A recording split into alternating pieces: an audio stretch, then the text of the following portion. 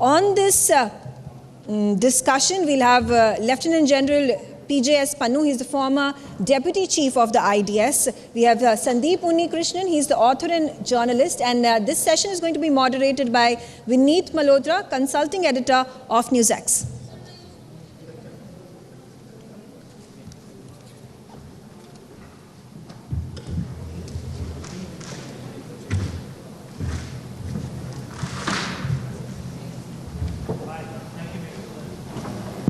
Thank you, Megha, for that introduction. Sandeep, General Pannu, thank you so much for being here. We're used to talking to each other on shows on TV.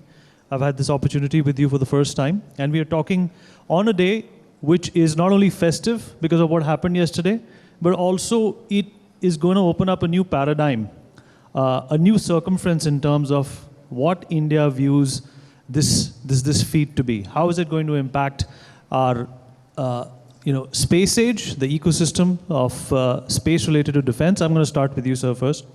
We're talking about risk analysis. When anybody thinks of risk analysis, usually the optics are China, Pakistan, border, 2008, the terrorist attacks. Perhaps to some extent, even Manipur has started to come into that periphery, that image that India is secure from China and Pakistan. The state and the government is taking care of it, but there are a lot of threats which are unaccounted for. Number of them that come to mind is, of course, areas where sabotage has happened. For example, the Foxconn fire that broke out. For instance, what happened in AIIMS, where we had the maximum number of COVID data available.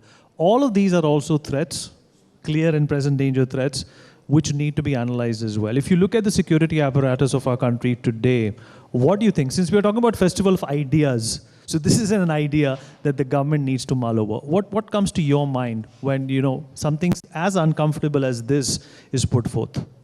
Thank you, Vineet. This is a complex subject of risk analysis. To talk about the risk is risky enough because what you identify as risk and admit that it is risky for you, and you are looking at it, obviously those who are the ones, your adversaries, would be noting exactly what you think is a risk and what you've omitted. And not to talk about risk is even more risky, because maybe you're brushing a lot of problems under the carpet, and then you're not even preparing for it. As you mentioned about the good news yesterday that India lands on the moon. ISRO and the Indian technology and Atmanirbharta and indigenization is all now being spoken about as of yesterday that we have arrived. But also, when you're growing tall in stature, the world looks at you. In fact, there was a very interesting comment by a British brigadier some time back. He says, I'm very surprised that India has a space program and also poverty alleviation program at the same time. So it means you were generally recognized and seen as a nation struggling in poverty. But now that you have aspirations on space, so people found it quite a dichotomy at that time. I'm not saying things have changed or not changed, but once your stature shows up in the world, you actually create more competition outside. And when you say competition, it means the risk also is there that the tall person gets knocked off. And I think number of attempts would be made to say, yeah, India has actually achieved a lot, but these are the things. And of course, there will be challenges which we can talk about when you look at the risk mapping of a country. We have finite borders. I call them frontiers because there are land frontiers and the sea frontiers, and we have island territories to defend. We've had a problem of proxy war and insurgency. We've had problem of dealing with our neighboring states. From there, we've had issues or not issues. The Maoists actually had almost 1/3 of the country was affected in the Red Corridor about a decade and a half back. Today, when you look at the number of factors that we have to look at, we certainly look at the adversaries, and two major adversaries that everybody knows is China and Pakistan. And Pakistan has been a traditional adversary, and it shall remain so. Pakistan has been a Western constituency ever since it got created. Actually, it got created as a Western constituency. And later on, of course, in particular, a US constituency. And they have been using Pakistan for meeting their ends of great game. But in India, I think most of people did not realize that we are part of the great game. But I think with PACOM, that is the Pacific Command this side and Central Command that side, they did whatever business they did with Pakistan and armed Pakistan for their own purposes against Russia. But what Pakistan did was they used the same assistance, that military assistance of whatever kind, against India. Pakistan is a state in dichotomy and denial, and they can only survive if they have a notion of enemy, and that is India. And that is not going to change. In fact, today, Pakistan is more dichotomous. Pakistan has more problems. Now, from being a constituency of the West and the US, they are turning into a constituency of China.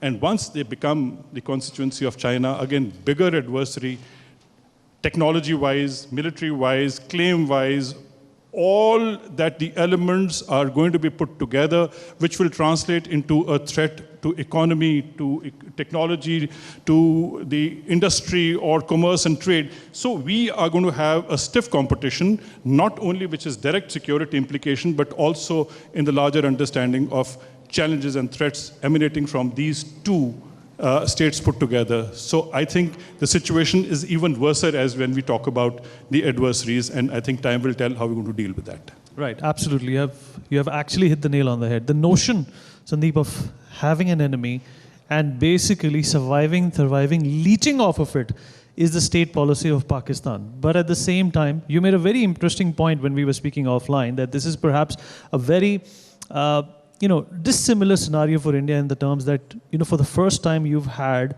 a very recent superpower standing and staring us down at our gates and our borders.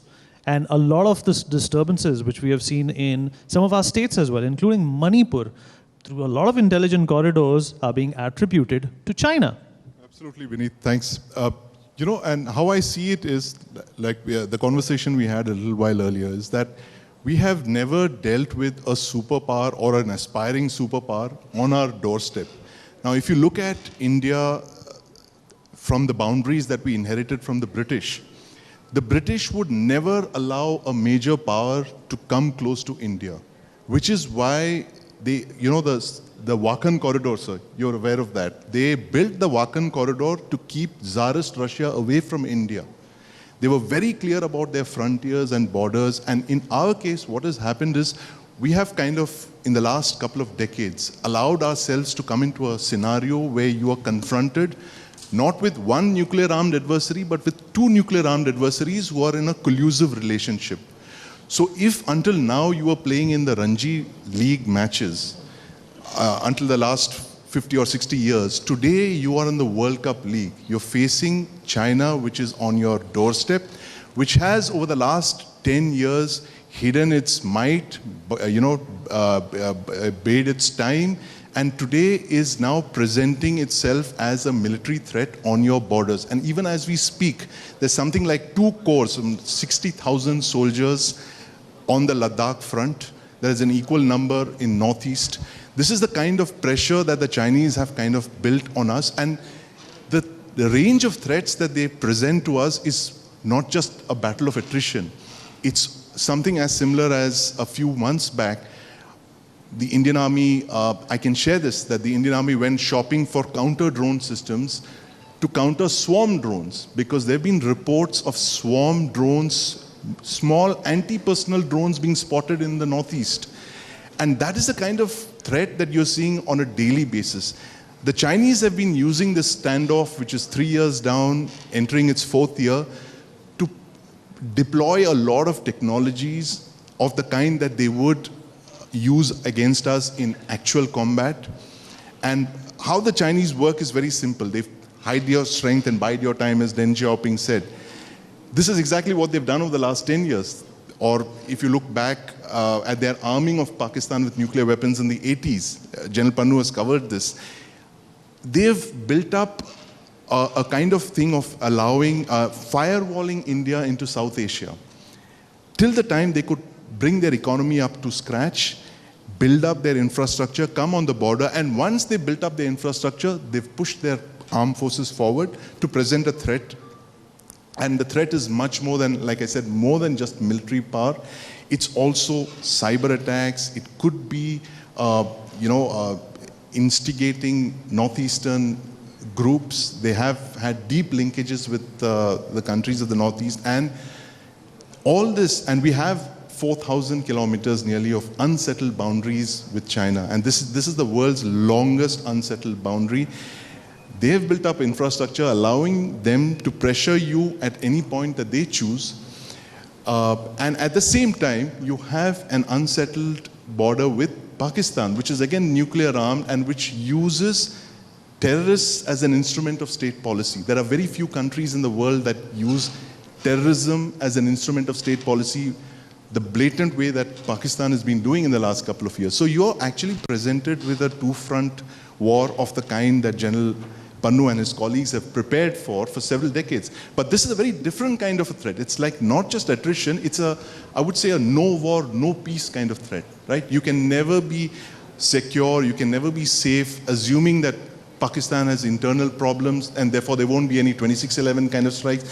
I argue that there could actually be more terrorist attacks. Just to distract the people within. To distract and unify. Because what China does as well. Which is what China does as well. And when you talk of instability within China and Pakistan, I get a little worried because then you start looking for external enemies, right?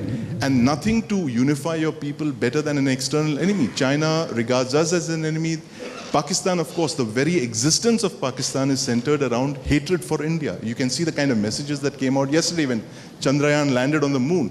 But this is par for the course. And the real problem in Pakistan that we have is that the Pakistan military seized power somewhere in the 1950s. It's never given up power. And it's always been in the driver's seat, irrespective of who the prime minister or the president is. So we are living, absolutely. Before you take that next question, Vineet, we are living in what the Americans call a VUCA world. Volatile, uncertain, what does C stand for? Combustible and... yeah, perhaps and combustible. Ambiguous, yeah. Right. General Pannu, the next question obviously is, the Americans, as Sandeep mentioned, have the Homeland Security Department. They have arrangements for threats which can be perceived and the ones that cannot be. Does India also need to have something similar? Because there is a dichotomy. There are few blurred lines between what the army is supposed to do and what the state is supposed to do. Who's supposed to figure this out? We need, before I come to India and how we manage our borders and security, I would just like to add one or two points about how Chinese are preparing and how they are looking at India. It is a matter of assessment. What reports come in is another matter. China has never tested its military power. It has built the industrial complex, which is now defense industrial complex, through reverse engineering or it being called the factory of the world, has churned out Chinese equipment of the kind that they haven't tested, they have only demonstrated. And therefore, we have no respect for the Chinese soldier for the simple reason they say, our soldiers are battle hardened and they're all on the borders, our ITBP and army are on the border, we've fought Kargil operations and we are on Siachen Glacier and so on and so forth, so the Chinese can't do anything about it. Chinese listen to this. They would want to test their equipment somewhere. In fact, all the defense industrial complex of the world actually manages the business of warfare in a manner that you must get an excuse to fight so that your military equipment get tested. And if it is proven successful, then you are open to the global sales.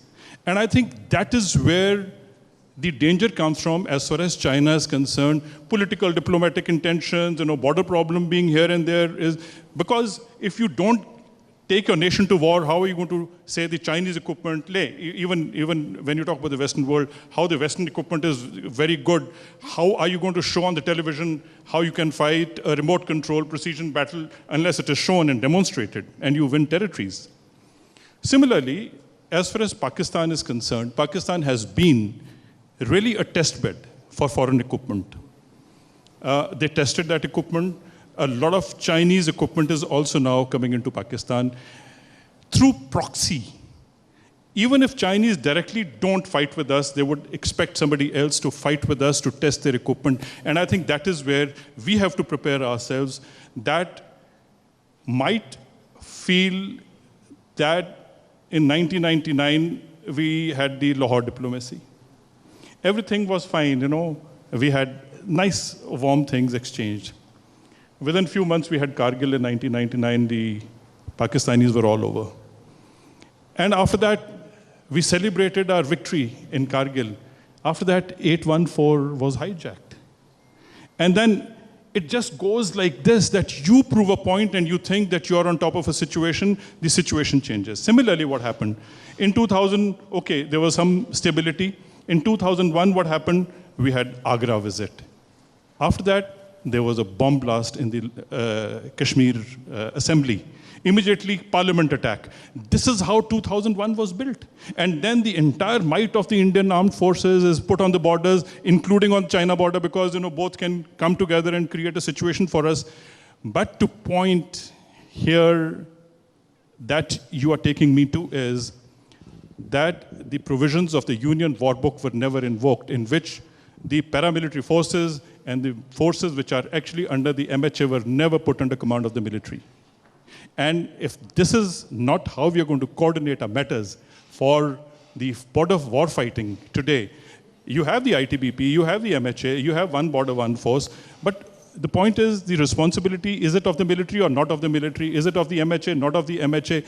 I think this is where you have brought me to, through experiences, that it is a cohesive intelligence. We have assessments, but we don't have reports coming on time, and therefore we get surprised. We got surprised in Kargil, we got surprised as far as our Galwan incident, as popularly it is called. How do we get surprised? We make assessments, we don't have the reports. So cohesively, India has to come together as one nation. We need to have better intelligence, we need to have better reaction, we need to have better organization, and we need to have better command and control structure, as you're talking about. What we have, what you call, is another matter. But I think cohesion is something at national level. It is one nation, and we need to have complete nation going to war in a coordinated manner. Well said, sir. Sandeep, while General Pannu was explaining this intricate point to me, another thing that came to my mind, if you remember a few years ago, the Indian government decided to limit Chinese exercises into our businesses as well, investment into our banks also. You think that's another level, another ecosystem of threat which we perhaps, are not prepared for? Absolutely, Vineet. And in fact, this is a dichotomy here, that you're looking at China, which is India's second largest trading partner after the United States. It's something like $110 billion worth of bilateral trade, which is also your single biggest security threat. And he's also supporting your secondary threat, which is Pakistan, which is kind of... Do you think the Americans are smarter because they're cutting down on their agreements with China, slowly and steadily? They are. They've kind of figured. See, the big deception... Whereas we have just banned the apps. We've banned the apps. We're trying to extricate ourselves from this stranglehold of Chinese trade, which is what this hide your strength, bide your time is exactly that. The Americans rushed into this relationship with China in 1972 because they wanted to counterbalance the Soviet Union. The Chinese said, listen, we are very weak, we need some help, we need to build up our economy, please help us. The Americans helped them for 3 decades in the hope that at the end of this entire thing of economic assistance, China would miraculously become a democracy. And this, to my mind, is the biggest deception plan of the post-Second World War world, where the China convinced the Americans that if you put in a lot of investment, set up Apple factories and Tesla car factories, we will become a democracy overnight. I don't know how the Americans bought that line. Today, China is a bigger dictatorship than it was, say, 50 years back. China is going back to where Mao was. And Xi Jinping is not Gorbachev. He's another Mao, right? Very as clear as that. And fortunately for us, we started waking up a decade ago. And today, about 3-4 years back, we are now in a full thing of... When you say a decade ago, do you mean under the current regime? Well, in the current regime, I think they've had a better assessment of China's where China was headed. And I think it was helped partially by the fact that Xi Jinping took over about a decade ago. And the assessments, the initial assessments of Xi Jinping were that he's not a moderate, he's not, a kindly uncle figure, avuncular figure. He's another Mao, and very clearly he's the first Chinese figure, as I was telling you. He was the first Chinese leader since Mao to repeatedly appear in combat fatigues, right? And I think a lot of the surprise that General Pannu was mentioning, why we constantly get surprised, is at times we are a little gullible. We saw two faces of Xi Jinping. We saw the business suit Xi, and we saw the combat fatigue Xi. And we thought we could do business with the guy wearing the business suit. Little realizing that there's a guy... Perhaps also saw him on a jhula. There's a guy in combats who wants to be a military leader like Mao. In Pakistan, it's very different. In Pakistan, the military is always in combat fatigues. The politician is in his normal plain clothes, business suit or shalwar kurta, right? There's no problem there. There's no dichotomy over there. The problem there is that when you think that the political leadership in Pakistan has power and you do the puppy-jhappy diplomacy with them, you miss the fact that General Musharraf is not there to receive Prime Minister Vajpayee because he's busy planning Operation Kopaima to launch his troops into Kargil. Absolutely. General Pannu, are you worried that there are recent reports coming out, very valid, very palpable reports that China's economy is going down? Do you think this is perhaps a vulnerability which China is going to try and insulate by instigating India? I've been hearing these reports, and these reports are all over. And I think the subject on which we are talking about is the risk mapping. I think one of the risks is also underestimating or being, absolutely in a very, in a state of euphoria to say nothing will happen because they're not doing well and we don't prepare for it. I think these are the things which must be seen in an isolated manner and should not be seen as the risk is any lesser. A weak enemy is worse, a strong enemy is worse. It can be either way because adversary is adversary. Many times, diversion happens when things are not doing very well internally in a country. There is a diversion outside. So I would not say weak economy gives me happiness because then I can, relax and the risk is lesser. I think the risk is even more. Yeah, they need a distraction maybe. And in this particular case, it is extremely important that in India we need to constantly keep building a comprehensive national power. We don't have to look at anybody else. Every country has a military. And military is based on the wealth that you have. Wealth is based on prosperity, and prosperity is based on the judiciary system. And I think if all these add up together, we will be able to build comprehensive national power. And I think there we can say that now we are more comfortable in handling the risk. Otherwise, I think it is a risky business if we don't build comprehensive national power. Well said, sir. For more such videos, subscribe to the NewsX YouTube channel, hit the bell icon.